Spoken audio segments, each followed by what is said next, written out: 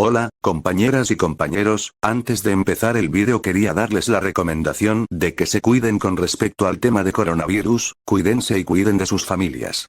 Concluyendo el tema, el trabajo para esta semana era subir un vídeo con respecto a la acción de inconstitucionalidad. La acción de inconstitucionalidad es una de las acciones más importantes en el sistema colombiano, ya que permite hacer efectivo de manera directa el principio de supremacía constitucional. Esta es una acción constitucional y un derecho político que tienen los ciudadanos para acudir ante la Corte Constitucional y demandar una ley o un decreto con fuerza de ley cuando estos están en contra de la Constitución, en otras palabras, cuando vulneran la Constitución. Este es un control abstracto, es decir, que se produce por medio de sentencias. Esta acción se encuentra regulada en el artículo 46 de la Constitución colombiana. Este dispone en su numeral 6 que todos los ciudadanos tienen derecho a interponer actuaciones públicas en defensa de la Constitución y la ley. El artículo 241 establece que la Corte Constitucional es la encargada de guardar la integridad y supremacía de la Constitución. Se afirma muy a menudo que la acción pública de inconstitucionalidad es un invento colombiano. Este es uno de los grandes aportes que ha hecho la Corte respecto al tema. La historia de esta acción va ligada al control de constitucionalidad. Entre las constituciones de 1821 y 1843 se evidencia una clara inexistencia del control de constitucionalidad. Estas establecían un control político a cargo del Congreso de la República. El Congreso interpretaba la Constitución de manera poco adecuada y sin lograr ningún cambio de beneficio. El artículo 189 textualmente citado decía que el Congreso podrá resolver cualquier duda que ocurriera sobre la inteligencia de algunos artículos de la Constitución.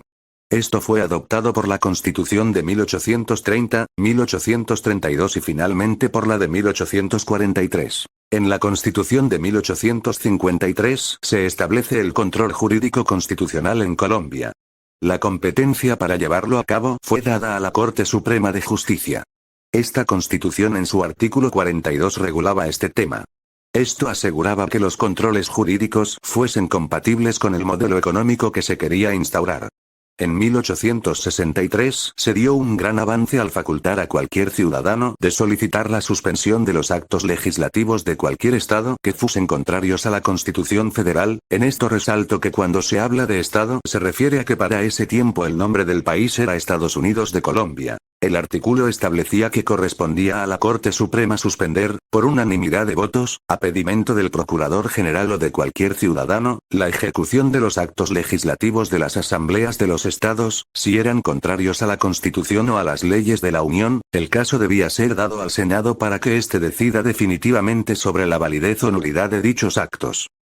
En el año de 1886 hay un grave retroceso en este tema. Se expide una nueva constitución donde el control constitucional era mínimo, casi inexistente. En su artículo 151 se establecía que la Corte Suprema de Justicia solo tenía competencia para saber de las objeciones presidenciales de los proyectos de ley.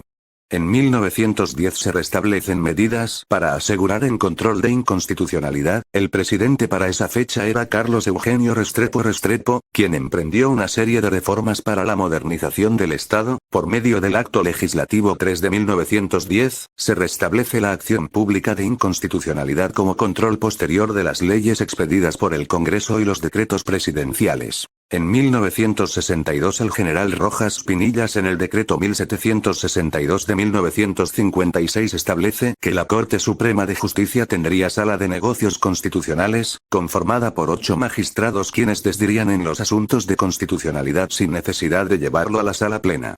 En 1968 el Acto Legislativo 1 modifica esta situación estableciendo que habrá una sala constitucional conformada por 4 magistrados y que se presentarían proyectos de ley en materia constitucional. Estos debían ser llevados a la sala plena de esta misma Corte. Llegada la Constitución de 1991, se establece el control abstracto de constitucionalidad, se crea la Corte Constitucional y el artículo 241 de la Constitución fijó sus competencias. Es evidente que en Colombia esta acción ha tenido un largo proceso histórico, para ser lo que es hoy. En el marco normativo de esta acción, encontramos el artículo 4 de la Constitución, el principio de supremacía constitucional.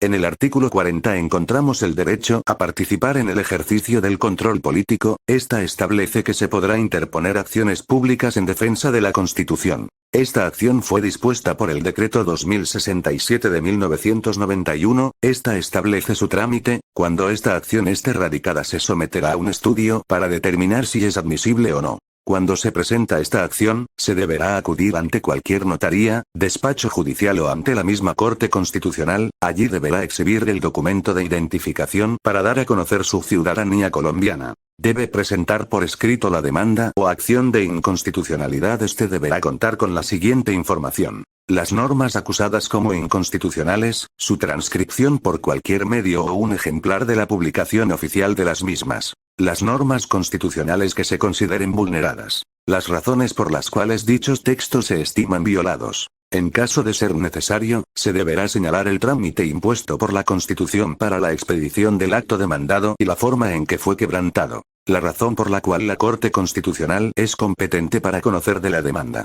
Luego de que la demanda ha sido presentada o recibida en la Secretaría General de la Corte, se procede a su radicación y luego al reparto de la misma. Este proceso se hace por sorteo en sala plena, es decir, con la presencia de todos los magistrados de la Corte Constitucional. Allí se escoge a un magistrado, quien tendrá 10 días para adoptar alguna de las siguientes decisiones: admitir la demanda, cuando reúne todos los requisitos; inadmitir la demanda, cuando no reúne alguno de los requisitos. En este evento, se le concede al demandante el término de 3 días a partir de la notificación por estado, fijado en la Secretaría y publicado en la página web, para corregir la misma. Rechazo de la demanda, que se presenta cuando el actor no corrige su escrito de demanda una vez ha sido inadmitida, cuando recaiga sobre una norma que ya ha sido estudiada con anterioridad, cosa juzgada, o cuando se demandan normas para las cuales la Corte carezca de competencia. Si es admitida, se ordenará correr traslado por 30 días al Procurador General de la Nación, para que rinda concepto. De igual manera, en el auto admisorio de la demanda se ordenará fijar en lista las normas acusadas por el término de 10 días para que cualquier ciudadano las impugne o defienda. Una vez vencido el término para que rinda concepto el procurador, se iniciará el cómputo de 30 días para que el magistrado sustanciador presente el proyecto de sentencia a la Corte. Luego de esto comenzarán a correr los 60 días de que dispone la Corte para adoptar su decisión, por medio de sentencia. Al fallo de la Corte se le da el peso de cosa juzgada. El titular de la acción puede ser cualquier ciudadano, porque como lo explica el artículo 100 de la Constitución colombiana, los derechos políticos serán reservados a los nacionales. Las personas deben reunir ciertos requisitos: ser de la especie humana LOL, ser ciudadano colombiano, ser mayor de edad, no tener suspendida la ciudadanía a causa de una sentencia judicial. En resumen, solo los colombianos podemos presentar esta acción y para esto debemos ser ciudadanos en ejercicio. El artículo 241 establece que la Corte Constitucional se le da la competencia en estos casos. Al hablar de caducidad y procedencia de la acción, nos referimos a un modo de sanción para el accionante por no haber ejercitado su derecho dentro de los términos establecidos.